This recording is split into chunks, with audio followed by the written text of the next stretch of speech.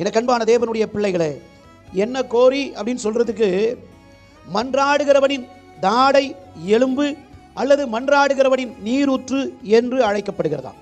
என்ன கோரி அப்படின்னா மன்றாடுகிறவனின் தாடை எலும்பு அல்லது மன்றாடுகிறவனின் நீரூற்று, அதுக்கு அர்த்தம். ஹல்லேலூயா.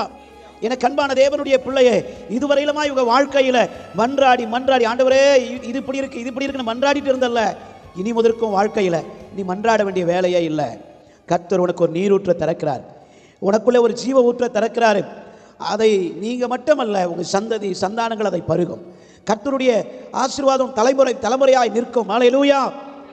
ஆதியாகமம் 45ஆம் அதிகாரம் 27வது வசனத்தை வாசிக்கும் பொழுது, யாக்கோபு தன் மகனுக்காக துக்கித்து வாசிங்களேன். சொன்னபோது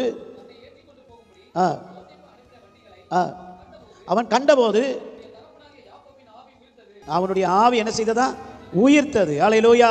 ஏன்னா அதுவரையிலும் அவருக்கு நம்பிக்கை இல்லை. யோசேப்பு என்னவாயிட்டான்? செத்துட்டான். அந்த எண்ணம் தான் அவருக்கு இருக்கு. ஆனால் யோசேப்பு ரதங்கள் எல்லாம் அனுப்புறான், வண்டிகள் எல்லாம் அனுப்புறான். அந்த வண்டியை பார்த்தோன்னே, பிள்ளைய பார்க்கவே இல்லை, ஆனால் எதை பார்த்தோன்னே உயிர் வந்தது? வண்டியை பார்த்த உடனே. ஹல்லேலூயா. எனக்கு அன்பான தேவனுடைய பிள்ளைகளை, இது ராஜாக்கள் வச்சிருக்கிற வாகனங்கள் அல்ல, இதுதானா? அப்போ யோசேப்பு இங்கே தான் இருக்கிறானா அப்படின்னு அப்போ தான் அவனுக்கு நம்பிக்கை வருது. எனக்கு அன்பான தேவ பிள்ளையே, உன்னை உயிர் பிழைக்க வைக்கணும்னா ராஜாக்களுடைய ரதங்களை கூட உனக்காக அனுப்புவார். எத்தனை பேர் விசுவாசிக்கிறீங்க?